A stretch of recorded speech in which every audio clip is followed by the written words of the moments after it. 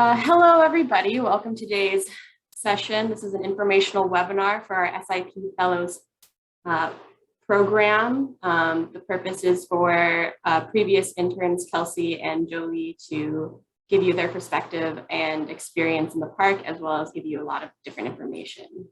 So first, we're going to introduce ourselves. Hi, I'm Jessie. I am the Society Programs Coordinator at Ecological Society of America. And then my other host, Jessica, if you want to introduce yourself.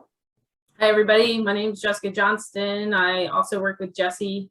My official title is Education Programs Coordinator, but I'm your lead person for the Sciences and Parks Fellows alongside of Jessie. Joelee, you want to say hi?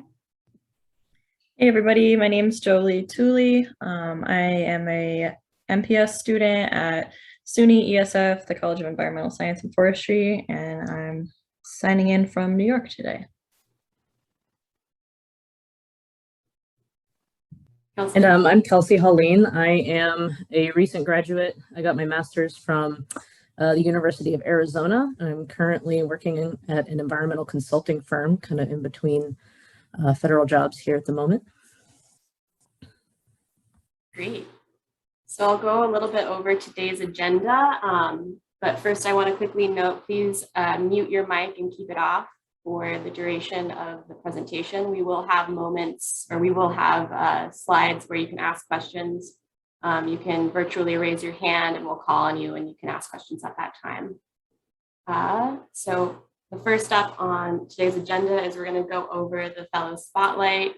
So you're going to hear directly from our previous interns about what it was like to work in the park, what qualifications that they had that made them competitive, the application process, a variety of things.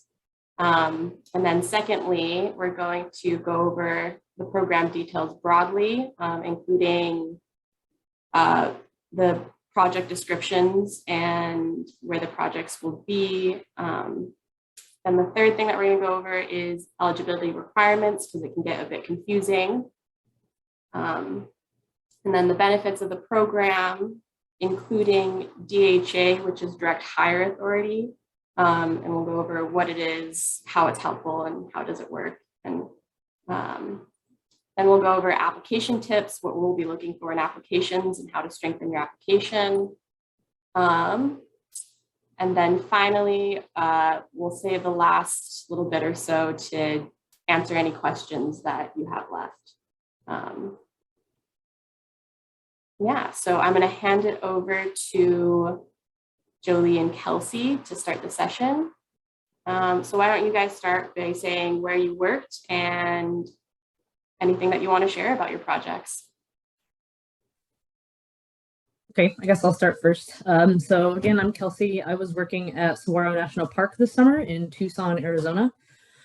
So I actually have been living in Tucson for the last 8 years or so. So I was already familiar with the Tucson area. I really loved the desert, and I had a lot of experience working in desert streams and a lot of other kind of desert aquatic environments. And so the project that I was doing at Saguaro kind of tied really nicely into that experience that I had. So I was working on a project studying high elevation streams in the Rincon Mountains within Saguaro National Park. So all of these springs kind of occurred above 6,000 feet. And so this was mostly just a monitoring program to kind of monitor wildlife use of the springs, kind of take stream measurement or spring measurements, kind of look at the shape, look at how animals might be using them, and as well as kind of study any kind of spring snails or invertebrates that might be living in them. And so that was kind of stuff that I had always kind of been familiar with and had studied before. So that was kind of a really good opportunity for me to kind of escape the low desert heat for the summer and kind of start doing some of that work up at high elevation. And so that was a really kind of fun experience for me. My work week mostly consisted of backcountry work. So I had about 6 to 7 days of backcountry work up on the mountain that I would come down and have a week off.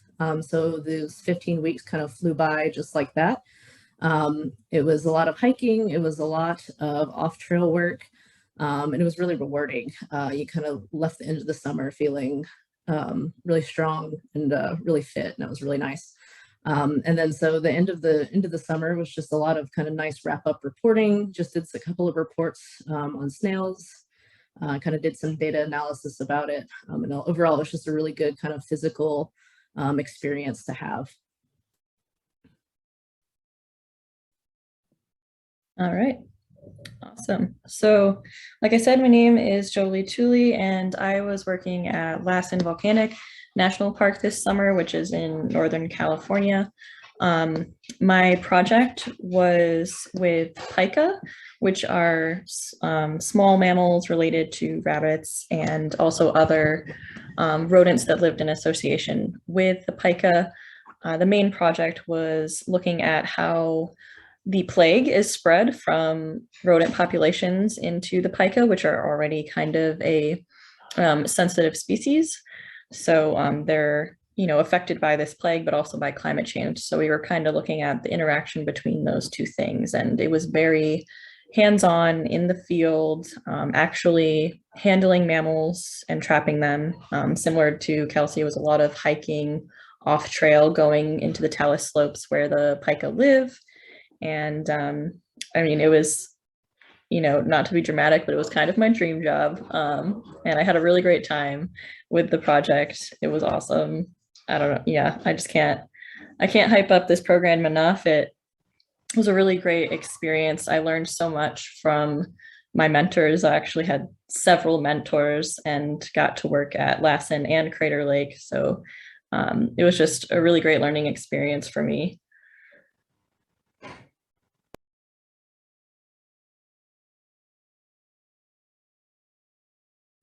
Awesome. It's something I just want to add. Sorry, Jessie. Is that the mentors can kind of really be what makes the job even more fun. So despite some of the field stuff that you're doing, kind of the people that you get to work with can often be kind of like the cherry on top.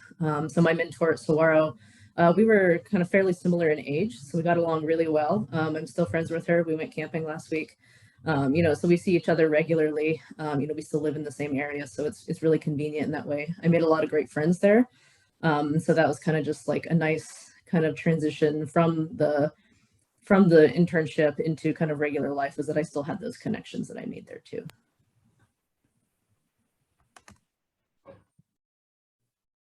Cool. So Joelee, do you think you could talk a little bit about the application/interview process for you? Yeah, sure.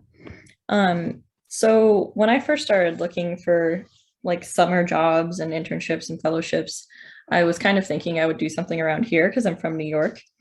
And I was just looking into a couple different options and states close by.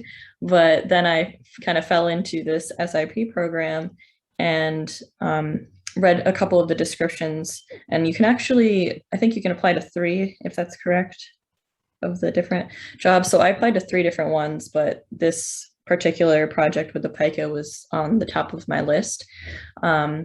And it's kind of, the basic application process. You send your resume, your cover letter, why you think you would be good for that particular position. And it kind of matched up with what I wanted to do. I have a bachelor's degree in wildlife science, and my MPS Master's of Professional Studies is in fish and wildlife biology and management with a focus on small mammals. So it really just lined up with exactly what I want to do as a career. And I had already had some small mammal and trapping and handling in the past. So I think that was, the key skills that they were looking for matched up with what I wanted to do. And so I applied to that position and heard back fairly quickly. Had a phone interview since the project was in California and I was in New York. And I interviewed with Michael, my mentor, and about an hour later, he called me back and was like, do you want the job? And I was like, yes, I guess I'm flying to California for the summer. So it was pretty unexpected and not exactly what I thought I was going to be doing, but it was just kind of one of those opportunities that I couldn't pass up. And, I have a house, I have a boyfriend, I have cats here. I just kind of left everything behind and was like, peace out, going to California for 3 months. But highly recommend. It was one of the best experiences of my life. And then traveling cross country back to New York was also one of the best experiences of my life. So I guess to sum it all up, take the leap, apply to things that you know, might not think is like the best fit because it ends up being a really great experience. I think the application process was fairly straightforward and simple, and I was really excited to hear back so quickly from the program. A lot of times you're like, oh my God, should I send an email? Should I follow up? And I didn't have to like constantly bug the person, you know, so it was really nice. Awesome. Thank you, Joelee. I think we're going to move on to the question segment, unless Kelsey, Joelee, you want to add anything else? Awesome. So this is an opportunity for the audience to ask questions specifically about Kelsey and Joelee and their experience. Feel free to unmute your mic or raise your hand. We'll call on you. Looks like you have a question in the chat from Lexi Taylor. Yeah, I actually want to answer that question if I can steal the show for just a second. So Lexi, I see your question about undergrads really standing a chance. Yes, undergrads do stand a chance. If you apply for a position that specifically says they want a grad student, probably not, right? So like, don't put yourself through that torture. But if it doesn't say that they're explicitly looking for a grad student, you stand a chance. Last year, the same cohort that Joelee and Kelsey were in, there was 2 undergrads. One was just entering their junior year, and the other one was finishing up their program and entering grad school. It's really about whether or not you qualify for the position. And we'll talk a little bit more about that in depth for application tips. If you have any questions explicitly about like Kelsey's experience or Jolee's experience, okay, I see one that just came in. It doesn't seem like it's for either, like anyone in particular. So what challenges have any of you faced in the field? And you both worked in the field. Yeah.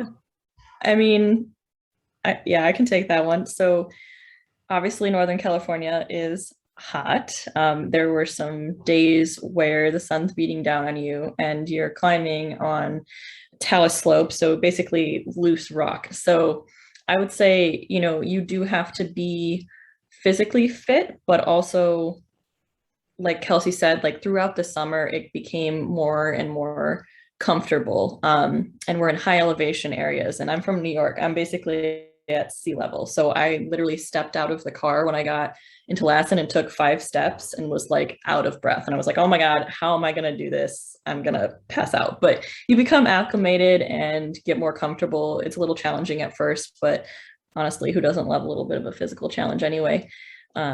So I think that that's probably the main in the field thing that was hard for me at first. And then also just due to the nature of my project being a fairly new project, there was a lot of logistics to get through and designing. Like I was basically in charge of designing the project. So that was something new for me. And there was a lot of people to help me with that experience, but it was definitely challenging to begin with. So I'm seeing a ton of questions coming in about like where to apply, how to apply, that sort of thing. We'll address those shortly. So we'll skip over some of those questions now. Sorry, dog's barking. But I do see one that says, do you feel you have a realistic view of working for MPS now that you have been through the internship? That one. I mean, it's always kind of difficult to tell what it would be like to actually work there as park staff or park employee when you're just an intern sometimes. And especially for being there only for like maybe 3 months. So you don't get kind of like that wide breadth of experience. But I mean, it really comes down to how the people around you working in that park, kind of just how much they disclose, how much they talk to you about what goes on about, you know, general park activities. But you learn a lot just from kind of being around those people. So you kind of, I feel like I got a pretty good experience or feel of what it's at least like to work out at Saguaro. So it may be different kind of from park to park, but at least like for the park that you are at, I feel like you do get a pretty good idea of at least how that park functions. And of course they're all different, but at least experience based at a single park, I feel like you do. So. Yeah, I can definitely attest to that as well, because I worked at Lassen for the first half of my internship and then got transferred to Crater Lake. So I got to see how different parks operate, and it definitely is different between parks. Crater Lake is obviously a more well-known, bigger park, more staff, kind of more rigid and organized, which was really great. And Lassen was like more small, very small team of people, family feel, a little more laid back, which kind of meant that I had more responsibility. So it really just depends on the situation. But I think that what I viewed the national park to be was relatively spot on with my expectations. Okay, look, I see there's a ton of questions, so I think for time's sake, we'll probably push forward, but Joelee, Kelsey, if you can maybe answer any questions that were directly addressed to you in the chat, that would be fantastic. I see housing questions and travel support questions. So Joelee, I know you can specifically talk about what SIP Fellows offers. And then, yeah, I'm gonna say, Jessie, let's just push forward so we can get through the slides, and that way we can hit all the questions at this during the end. Awesome. So I'm going to go and explain what is Scientists in the Park program. So here we have Scientists in the Park, and there's actually kind of three facets of Scientists in the Park. We have the SIP interns, the Mosaics in Science program, and each one have different qualifications.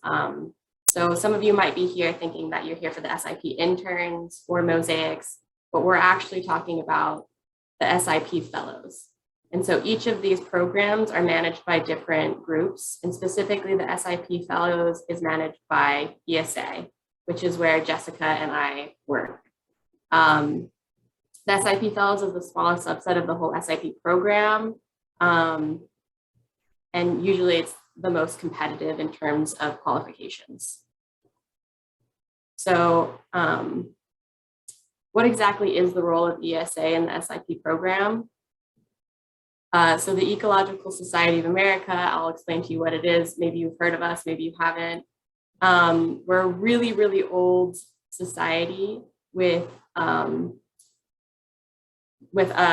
specifically scientific journals, and we hold a large annual meeting as well each year. And then in addition to that, we provide a lot of education programs for undergraduates, graduates, etc. Specifically SEEDS program, which is Strategies for Ecology, Education, Diversity, and Sustainability. We've been around for many years where we try and get diverse students involved into ecology. We also manage other student programs besides SEEDS, including USGS and this one, SIP Fellows.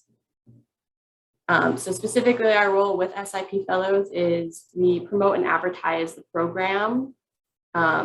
We also review the websites and the applications. So we'll go over that, specifically what we look for applications later on in this. And then also while you are a fellow during your SIP program, you are an ESA employee. So we will basically employ you for the summer. We also host webinars and professional development workshops for SIP fellows, previous interns and current interns. Awesome. Do we have any questions about ESA's roles in this program slash any of our other programs?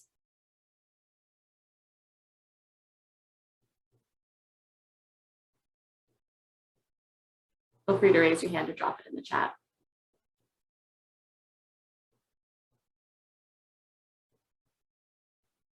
I want to say something real quick. So I just dropped the link in the chat, and I want to explain what Jessie said real fast because I know it can be a little confusing for a lot of people. So she said there's one big name, right? Scientists in the Parks, and then there's 3 different programs underneath that name. Okay, so if you were to go to that link I just dropped in the chat, you'll find a list of literally every single position we're hiring for this summer. But Jessie and I only manage the fellows. So if you want to apply for the fellows and you find a position, it's going to automatically default you to an ESA.org Scientists in the Parks website. If you want to apply for a Mosaics, it's going to defer you to a Mosaics. And if you want to apply for just a Scientists in the Parks internship, it'll move you to the Geological Society of America's website because they manage the interns. We'll talk about why the fellows are different in just a moment, but just know that if you're going to 3 different websites, that means that's 3 different applications. Yes, you can apply for all 3, assuming that you qualify for the project that you're applying for and you are eligible for one of those programs, because the eligibility requirements vary based on the program. For undergrads, it just depends on your skill set, but I would say think of it as kind of like mosaics and sciences is like diverse focus. So usually I think you have to be a student from an underrepresented background in order to be eligible for that. You'll have to double check those qualification, those eligibility requirements though, because I'm not the program coordinator for mosaics. But they do have like entry-level positions, and then they have some more competitive positions like the fellows. The fellows is a more competitive position, and then the scientists in the parks interns that's on the GSA website, they can vary greatly. So they don't actually have enrollment requirements where we do. And I'm jumping ahead a little bit. So I'm gonna stop you there. I saw a big one here. Oh, that's Joelee. Okay, all right. I'm not gonna read Joelee's comment. But let's push forward. Okay, I'm gonna talk. I talk a lot, so I apologize in advance. But we're gonna talk a little bit about the Scientists and Parks Fellows. So keyword is fellows here, and the fellows have a specific program focus because it's a small cohort. This year we have 15 people. Last year it was 10, so this is the biggest cohort we've even seen recently. But their job is to do very challenging projects that include a large range of topics. You can hit the button, Jessie, a couple times. Yeah, so there's various project categories. So I saw some people asking about majors and stuff. So really it's just finding a project that fits your qualification skill set, right? Because if you're doing a master's degree thesis based on research, you might be a shoe-in for one project like Kelsey was, or if you're doing a master's professional based degree, you might be doing resource management or something to that effect. There's projects that ask you to write standards of operating procedures, do science communication and outreach, so education and interpretation. The key thing is that there's 4 focuses. If you hit the little arrow down button again. So just think about it like this. When you're looking at a project, it's either going to be about these 4 things, right? It's either going to be about how to preserve natural resources, how to preserve and teach people about natural resources or cultural resources, well, like what we need to do to maintain national parks facilities. So like a lot of things are like night sky movements, so changing the lighting and that sort of thing. And visitor use, so you have these larger parks that have lots of people coming to them. So how is visitor use impacting these parks? So kind of thinking about that in the background. Okay, you can go to the next slide. So these are the 15 fellows projects. That link that I dropped in the chat earlier, that will show you that there's hundreds of projects available. There's only 15 spots for the fellows, and it's a highly competitive project. And we're going, we have projects in Guam, Alaska, Virgin Islands. So really, really cool, interesting projects that are out there. And one that's remote. Okay, I'm going to talk about eligibility. I'm going to break it down step by step because it is confusing. I know that, I understand that. I don't have like magic words to make it less confusing, unfortunately, but I'll talk to you about it. So for starters, this year, we're going to require people to be vaccinated unless you have an exemption. We have a COVID policy on our website. Jessie, if you could just drop the ESA Scientists in the Parks link in the so they know which website I'm talking about. Oh, or I can do it in a minute. So one, you'll have to be vaccinated. You have to show evidence of some exemption, and you have to be fully vaccinated by the first day of your internship. This is because of multiple layers of like bureaucracy. Just know that it's a policy that we have. You have to be a citizen or a U.S. legal permanent resident. So if you hold a green card, you're good to go. But we are going to ask that on the application up front. Then let's talk about the student eligibility, right? So there's a lot of confusion about if I'm a junior or senior. So like if you're a sophomore, but you have junior level credits, right? So like your college counts you as a junior, even though you've only been in your college 2 years, that's fine as long as you have the credits to prove that you're a junior. If you're a senior and you're about to graduate, say May 2022, you're going to graduate. If you're no longer a student, then this is a student program and you're not eligible for it. So like you have to maintain your eligibility. So like you can, if you're a senior and you like put off graduating, say for the summertime, you know, you're like, all right, well, I'll just take that last class in the summer or whatever. First, you have to make sure your mentor is okay with it at the park that you're going to work for. And then you have to ensure that your graduation doesn't occur before the end of your internship. So like if your internship ends on like August 10th, but you graduate on August 6th, that's no bueno. That's not going to work. Okay, or so this is grad students. So that's how you're eligible as an undergraduate student. And if you're a grad student, you need to be enrolled by fall 2022. So if you're, say you had a gap year and you know you're about to go into grad school in the fall, you can apply for this position, but you will have to prove to us that you actually were accepted into grad school and you will be enrolled in fall 2022. So that was the scenario with one of the undergrads that I had last year. She graduated in May and she started her grad project or grad school this fall. The other circumstance is that if you're in grad school, just as long as you don't graduate before. So like, I think Kelsey, weren't you originally supposed to graduate in the summer? Yeah, I mean, so master's thesis, right? So like nobody graduates on time when you do a thesis anyways, at least that was my case too. So like, just know that don't plan on graduating and then coming to do this internship. You have to graduate after the internship. Okay. Does anybody have any questions about eligibility?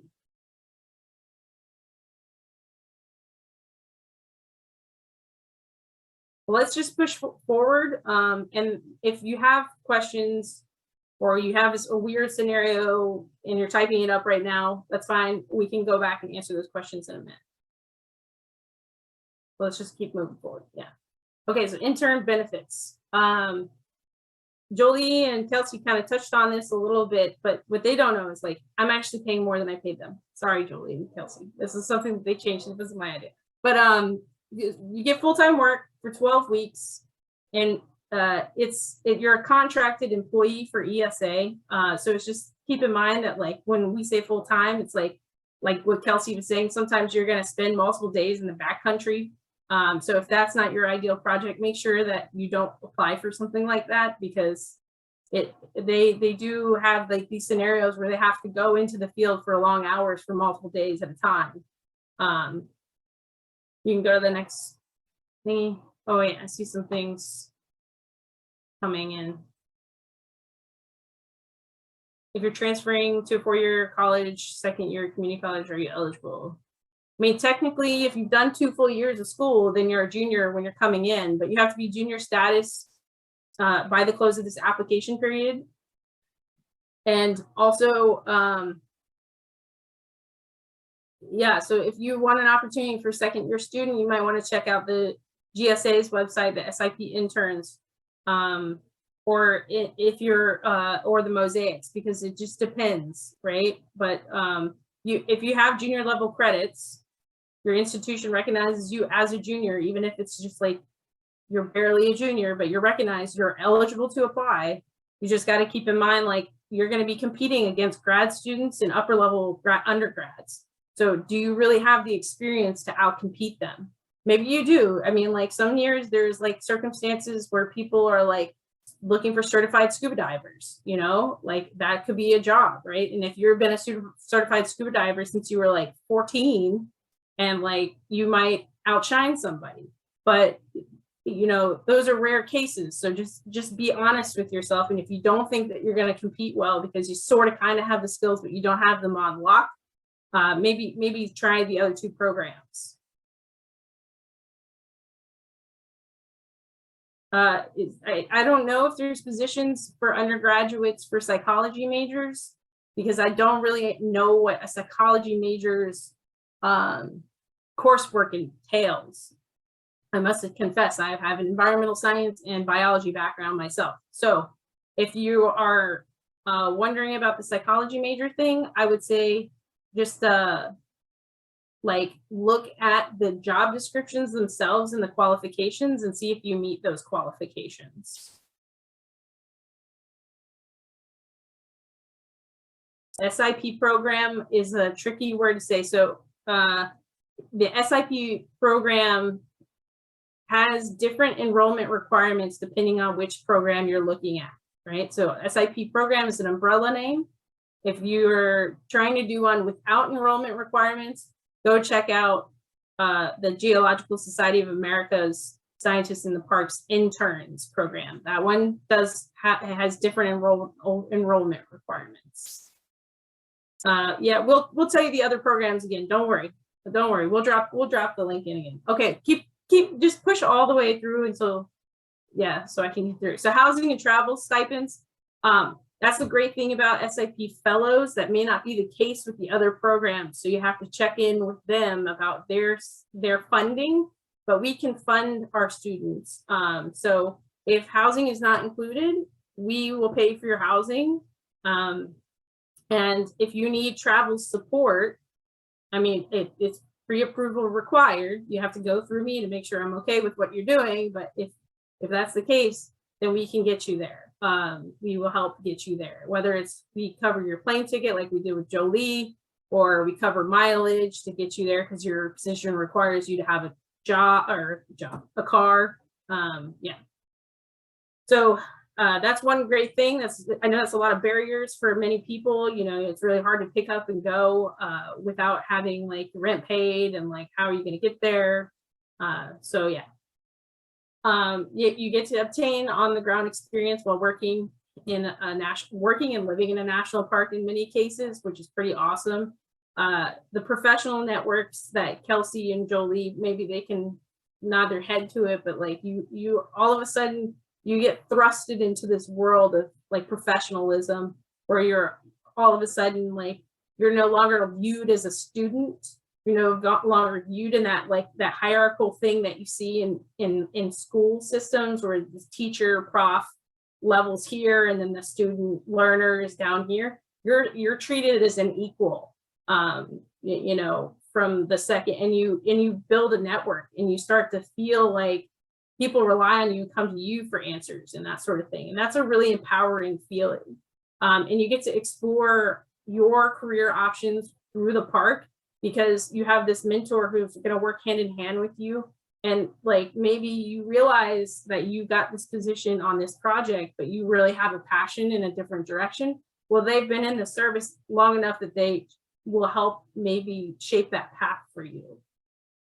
And then the last note, I was going to say, good point, Joelee, is the direct hire authority. You get that, and I'm going to talk about that in just a second.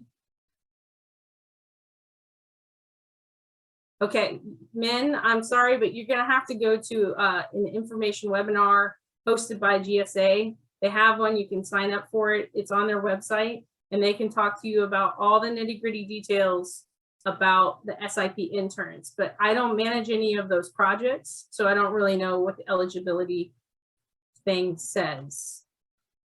Direct hire authority, okay.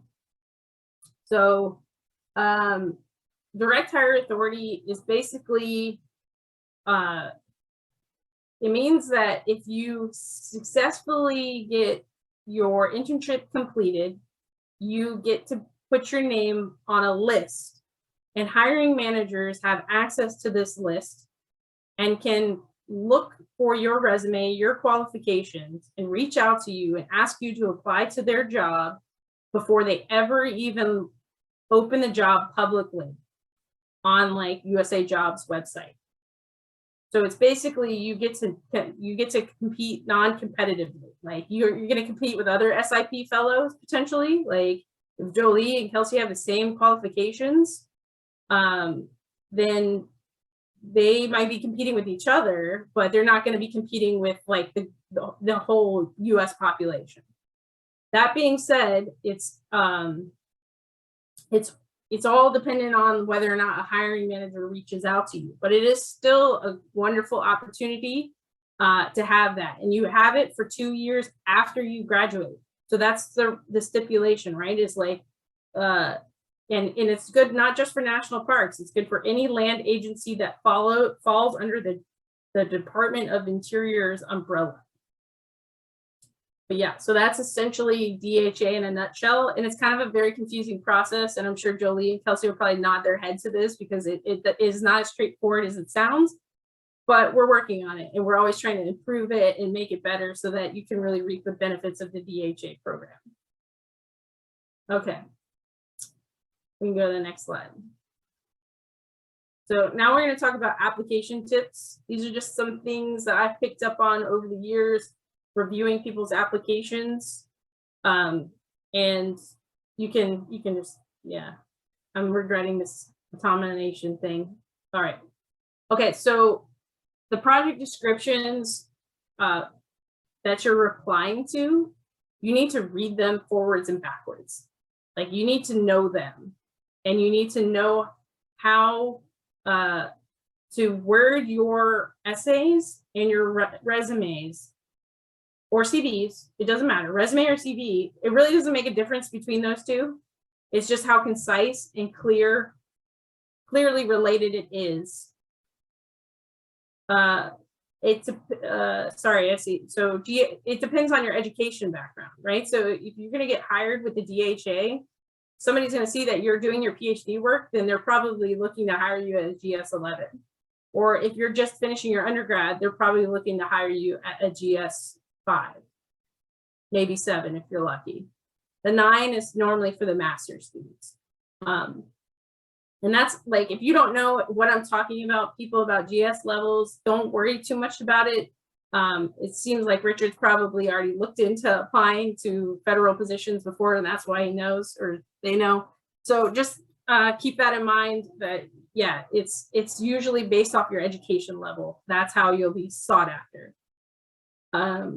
Okay, so make sure you read the project description. Make sure you fully understand the eligibility requirements. If you apply and you think, oh, well, I'll just slide in because this says it's grad student, but I'm really like a junior, but I'm super talented and skilled, and you're more than likely not going to compete against like 50 other grad students. So just be open and honest with yourself and read the application instructions so that you're answering the questions that are being asked. You'd be surprised how many people answer an essay question. They write 200 words about something that's not related to the question itself.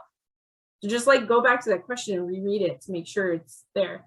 You want to highlight skills that are like an experience that you are directly relevant to the project, right? So if somebody says on the project description, I want somebody who has experience doing ArcGIS, and then you take the whole opportunity to talk about, your experience doing backcountry work, and you never say anything about GIS, then you're telling me they're an excellent candidate for hiking, data collection, but you have not told me that you can do anything beyond that. So you need to showcase your full skill set. And also, this is a DHA thing, right? So we really want people who actually want to come work for the federal service after they're done, once they graduate. So like, ask yourself, like, if you're on a trajectory where you are doing your PhD with the intent of teaching in academia, how is this really benefiting you other than having like a really awesome experience for 12 weeks? And I get that. Sometimes I think I want to apply to some of these positions. But like really the goal here is to give somebody an opportunity to kind of get their foot in the door with the federal service. So make sure that like you're asking yourselves these questions and you're filling this out. Anything else? Yeah, so if you have leadership skills, working independently to meet goals, be sure that you like lay them out, and don't just say I have leadership skills. Tell me how. Like I have leadership skills when I did this and I worked here, and this is how many people I led, and I did it for this long, and I think I got great feedback and I learned a lot in the process. Like tell me your experience. And and I'm going to tell you this, don't sell yourself short. I worked in the restaurant industry for many, many years, and there are a lot of people out there who genuinely appreciate the ability to multitask like you would if you were a bartender or a server. And I'm telling you that because I used to intentionally not leave that stuff on my resume and not mention it. And I was underselling myself, unbeknownst to me, until my seniors told me, no, we want to know those skills. Those are great. If you can put yourself through college and you're waiting tables at the same time, you're obviously a very dedicated individual. But that's just a side note. Okay, next slide.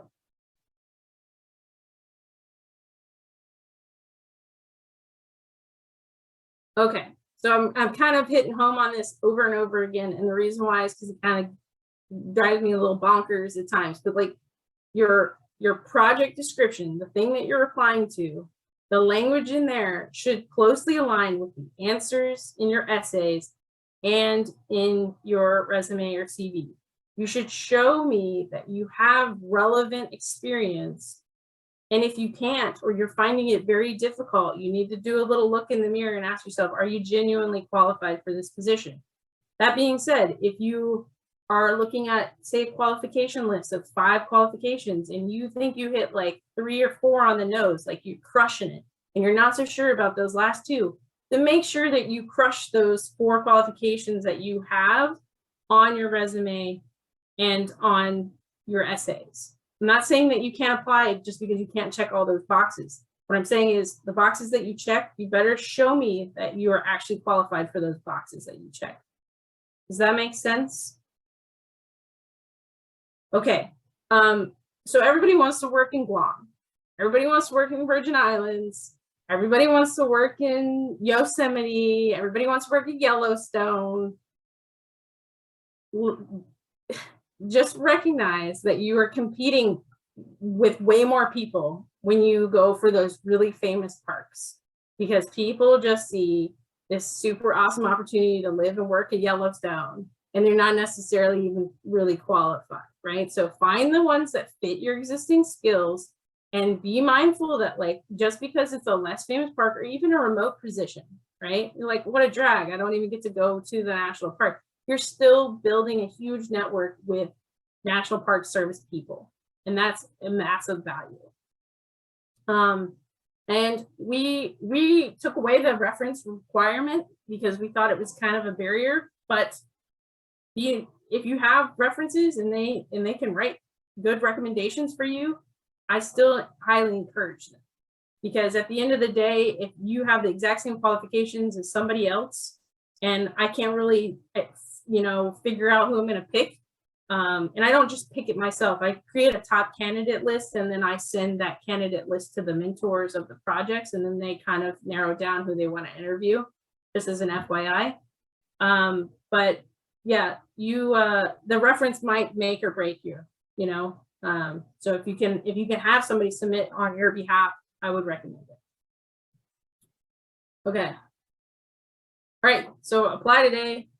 With the deadline is January 23rd. We'll drop another link. I'll drop links to all of the various programs.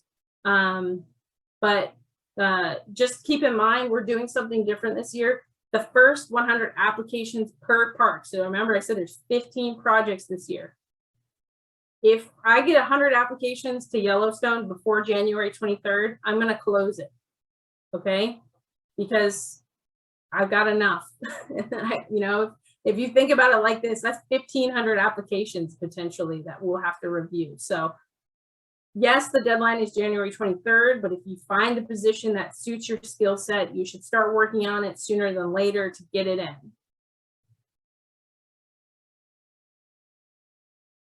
No, we don't have like a tally that we can show. Not yet. It's a brand new piece. This is the first time we've ever done this. So I wish there was. I know GSA does their tallies. But yeah, you can go to the next slide, Jessie. Okay, so there's some other internship programs out there. These are them. If you go to MPS, Jessie, can you copy that link and paste it. I don't care if you go out of like presenter screen. Yeah. And there's the Latino Heritage Internship Program.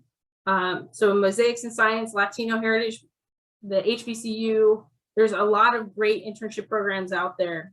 And I'm going to stop talking, and you can even stop sharing screen now, Jessie, and we can drop some links in the chat. And then this is just about you all. So this is your opportunity to ask as many questions as you can in the 13 minutes. I'm sorry I talked so long. If there's anything that was unclear, anything that you asked earlier and maybe we missed it, we're here for you.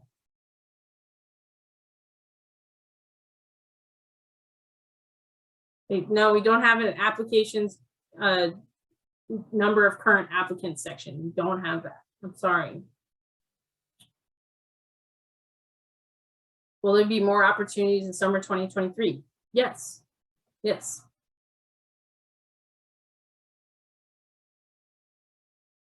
Yeah, the Rohan, I'm hoping I'm saying your name correctly. If you Google scientists in the parks, it'll show you the National Park Service, it'll show you ESA's website, and it'll show you Geological Society of America's website. If you're interested in the SIP interns position, not the fellows position, go to the Geological Society of America's website, and somewhere, I think if you get apply now or something like, there's a webinar for January 6th. I know because I signed up today because I want to be able to answer questions for you guys.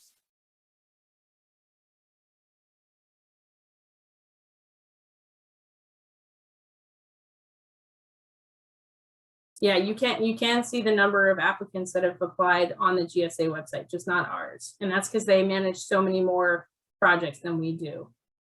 So Avery references, basically when you fill out your application, it'll ask for the reference name, the reference email, and then it'll say send reference now.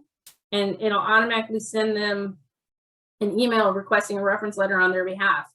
Always tell your references in advance so that they know that you're asking them to write a letter. They'll get a link in their email. It might go to their junk box, so tell them to check their junk box.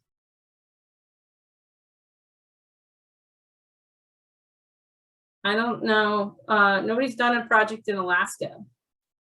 Not in this group of people.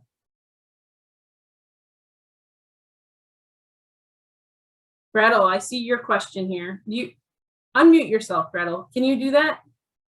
Yeah, I can. Okay, I'm gonna put this back on you. What do you God. think are the most common skills? So I'm currently a lower level underclassmen. Mhm. So my best guess are really like GIS, experience out in the field and kind of experiences like that. So I don't know, I'm coming from a standpoint of someone who has very basic skills. So I'm just trying to get a sense of what kind of skills I could try to learn within the next year or two before I apply, because this program seems so amazing.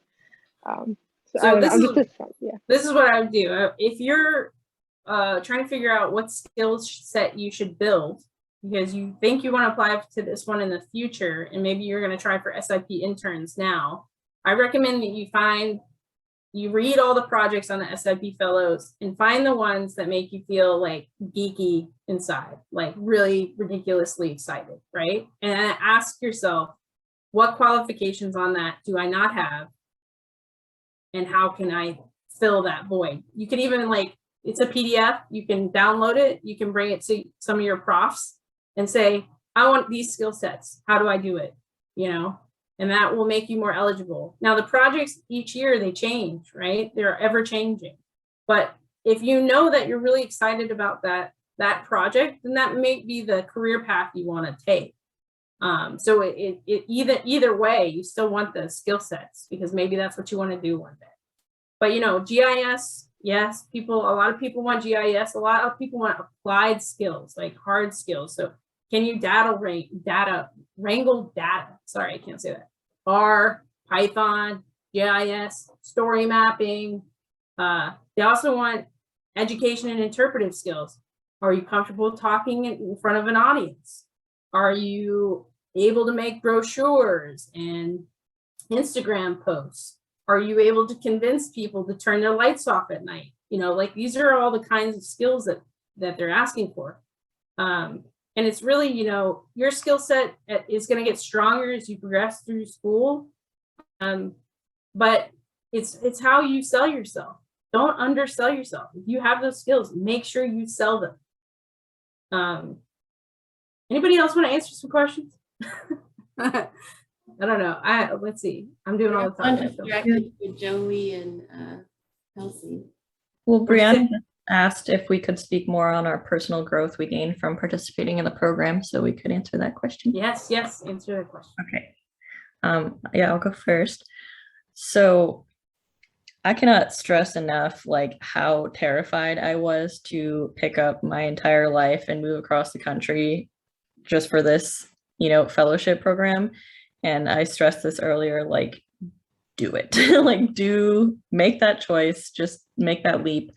I became so much more confident in my skills because it's one thing to be a college student and be like hitting the textbooks. Yes, I know this. Yes, I can name every mammal in New York State by their scientific name. And it's just like, I have all these skills, but I've never really used them in such a professional setting. And so when I got there and I was like in charge of 6 volunteers, I was assisting in designing this whole study and then doing the study and being out in the field every day and working with wildlife biologists employed by the National Park System. Like, that's my dream job. I want to be a wildlife biologist in National Park. And I was actually there one step below them, you know, and working alongside of them. And so it really just boosted my confidence that the things that I learned in school were actually translating to the real world. And so I think sometimes it can just seem monotonous of like all these classes. Why am I taking, you know, GIS? Why am I doing this? And you get to see how a national parks system, you know, uses those things every day. How did they use GIS? Why are we using GIS? You know, it just puts into perspective why those things are important. And like, I don't really like writing. I'm pretty good at writing, but I hate it.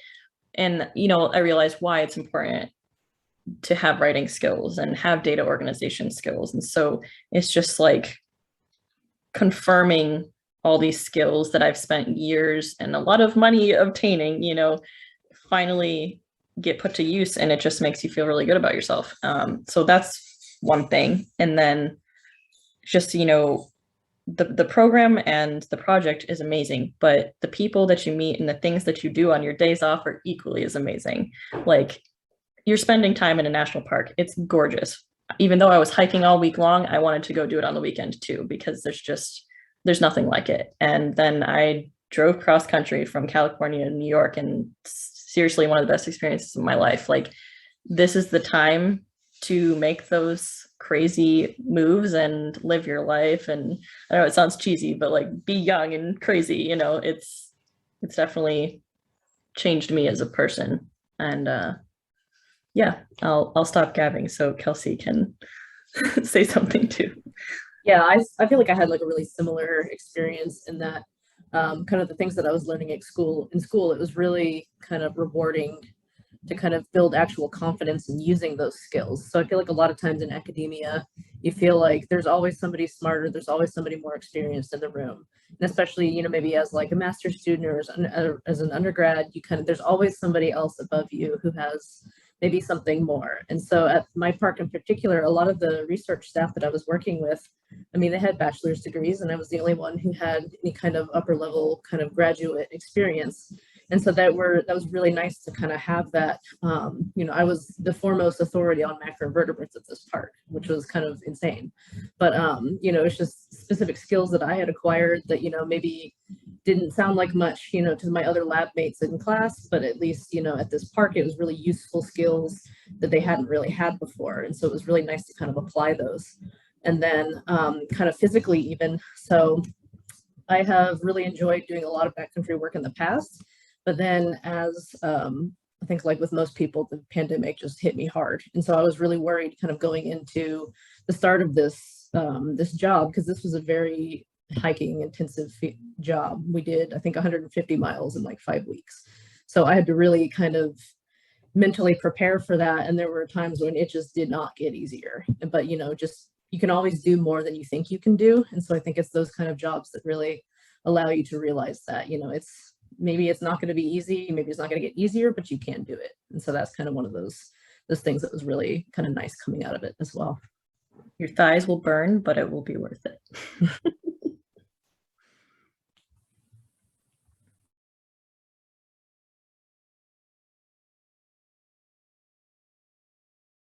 Yeah, both of y'all had like really intense like hiking projects. There's not all of them are like that. You don't have to be super intense outdoors in person for all of these projects. You just got to read which ones. Personal growth. They want to know about your personal, or is that an old message? That's an old message. I lied. Oh, it doesn't look like there's any more questions. Did we do our jobs? We get it all done in an hour? It's the last chance. Does anybody have any lingering questions?